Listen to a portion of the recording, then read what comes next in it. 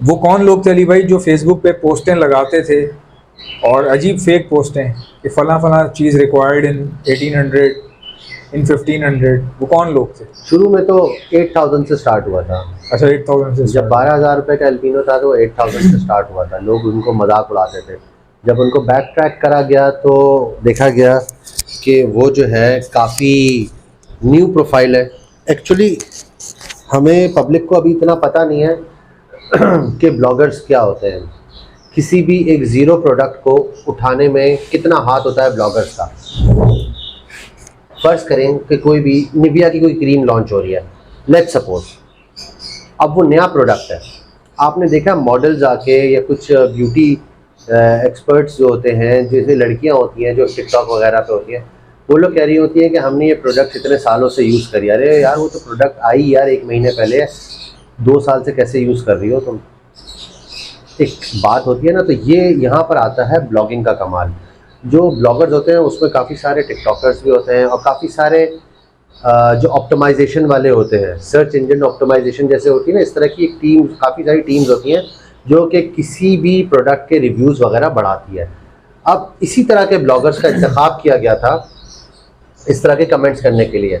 जो नई प्रोफाइल्स थी, इस तरह से प्रोफाइल्स क्रिएट की गई और उन पे फिर रिक्वायर्ड की पोस्टें लगाई गई। पहले तो उन प्रोफाइल से ग्रुपों में गए, फेसबुक के ग्रुप्स में, और फिर वहाँ जाके जो है पोस्टें लगाई जा रही थी, ये रिक्वायर। एक्चुअली हुआ क्या, अगर कोई इस तरह की पोस्ट लगती थी ना रिक्वायर की, सुनिएगा बात मेरी गौर से। जी जी। हम जो जेन्युइन लोग हैं हम तो मजाक उड़ाते थे। अब जो ब्लॉगर्स थे ना, वो क्या करते थे, आ जाओ मेरे पास है माल। जो लिख रहा होता था ना, उसकी भी नई प्रोफाइल होती थी, ये किसी ने चेक नहीं किया। हर बंदे ने रिक्वायर की पोस्ट जो लगा रहा है उसको चेक किया, लेकिन किसी ने ये चेक नहीं किया जो कह रहा है हाँ मेरे पास इतना माल पड़ा हुआ है, आ जाओ मुझसे ले लो। उन्होंने एक्चुअली हमको दाना डाला, आवाम ने दाना को उठा लिया। उन्होंने कहा अच्छा 8,000 में दाना उठा लिया, अब चलो 6,500, 6,000, 3,000, इस तरह से कम होते होते इस तरह से कम हुई मार्केट। इस तरह से मार्केट में पैनिक हुआ। अच्छा, इसमें मैं ये नहीं कह रहा कि देखें एंड रिजल्ट तो माल तो देखें एक्सपोर्टर के पास ही जाएगा, लेकिन मैं हरगिज़ ये नहीं कह रहा कि एक्सपोर्टर ने घा होगा। मैं हरगिज़ ये नहीं कह रहा। देखिए, एक्सपोर्टर एक फाइनल आदमी है जिसके थ्रू मुल्क से बाहर माल जाता है। एक्सपोर्टर यानी कि एज अ फैसिलिटेटर जो कि मुल्क से बाहर माल भेज रहा है। उसके बीच में काफ़ी सारे मराहिल होते हैं, ब्रोकर्स होते हैं, ट्रेडर्स होते हैं, और जो माल जमा करने वाले इंडिविजुअल्स होते हैं। ये हरकत उनकी तरफ से की गई थी। दाना फेंक डाला, पब्लिक ने दाना उठा लिया, और अब मेरे ख्याल में काफ़ी सारे बर्ड्स जो हैं वो विदहेल्ड कर लिए गए हैं। काफ़ी सारे बर्ड्स जो है जमा है अभी एक्सपोर्ट के अंदर, क्योंकि अभी तो फेवरेबल मौसम ही नहीं था एक्सपोर्ट के लिए। अब फेवरेबल मौसम आया है जिसमें आम का सीज़न ख़त्म होने वाला है, अगले महीने तक ख़त्म हो जाएगा कम्प्लीटली। तो ऑक्सीजनेटेड कंटेनर्स वगैरह जहाज़ के मिल जाएंगे, फिर माल एक्सपोर्ट होगा गल्फ़ कंट्रीज़ के अंदर पाकिस्तान का। और हल्का फुल्का तो अभी भी जा रहा है, हम सुनते हैं बॉर्डर के थ्रू, जो इधर चला गया उधर चला गया।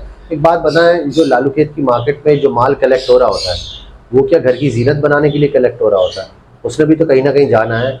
सही बात। आप 1 जोड़े रखोगे, 2 जोड़े रखोगे, 3 जोड़े रखोगे, आप 100 जोड़े कॉकटेल तो नहीं उठा सकते ना। सही बात। अनलेस कि आपकी कहीं पे उसकी रसाई हो रही हो, आप उसको यूटिलाइज कर रहे हो, किसी को दे रहे हो। आप माल अपना बेचे बगैर कैसे उठा लोगे? तो हो ये रहा है, माल जा रहा है, एक्सपोर्ट कभी बंद ना थी, ना है, ना होगी, मुसलसल। अब उसके मीन्स क्या है, चैनल क्या है, वो हम सबको पता है कि किस किस तरह से क्या क्या तरीक़ेकार अपनाए जाते हैं पाकिस्तान में, लेकिन एक्सपोर्ट हो रहा है।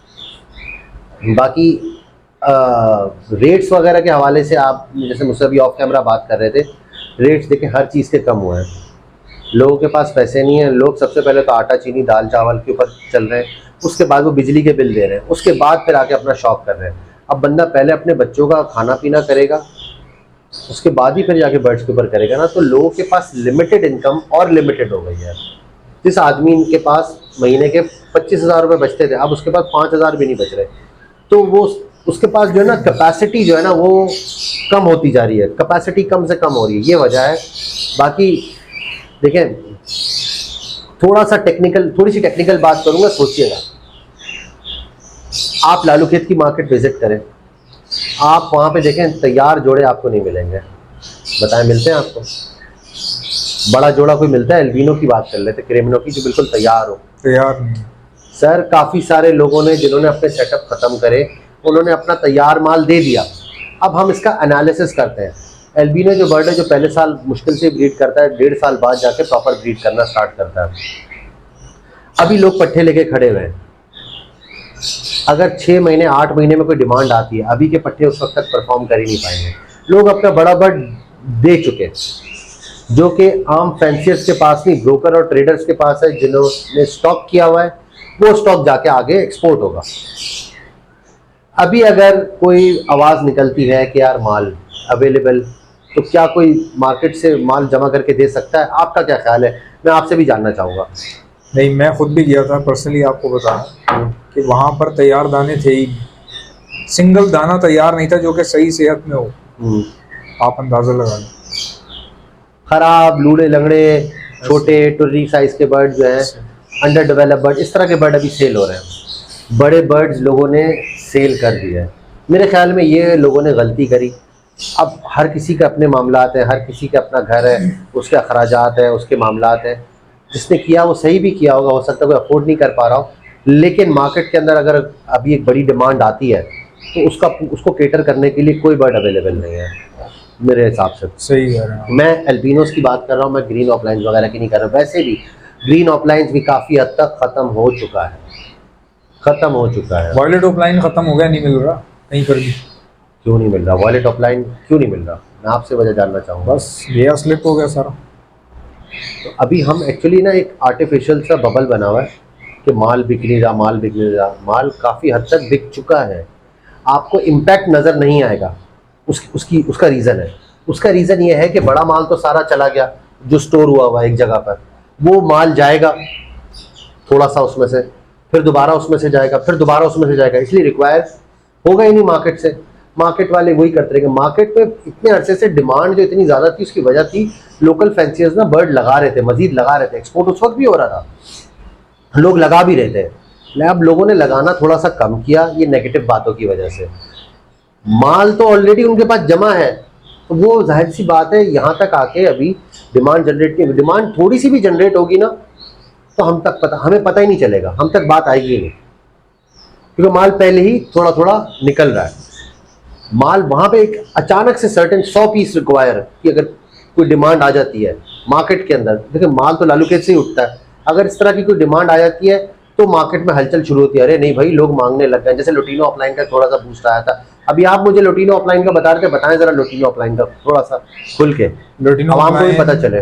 गाइस, लुटिनो ऑफलाइन की इतनी बड़ी स्टॉकिंग हुई हुई है, इतनी बड़ी स्टॉकिंग हुई हुई है, और किसी एक ने नहीं की, 2 से 3 लोगों ने की है। देखें उनका अपना देखें दिमाग है, उन्होंने ये कमाने का तरीका है। खाने पीने की चीज़ जो स्टॉक होती है ना, उसका मना है हमारी शरीयत में, लेकिन शौक की बुनियादों पे कारोबारी हैसियत से अगर कोई बंदा परिंदे की स्टॉकिंग कर रहा होता है तो ये तो जाहिर सी बात है उसका पर्सनल एक स्किल है, कह लें आप।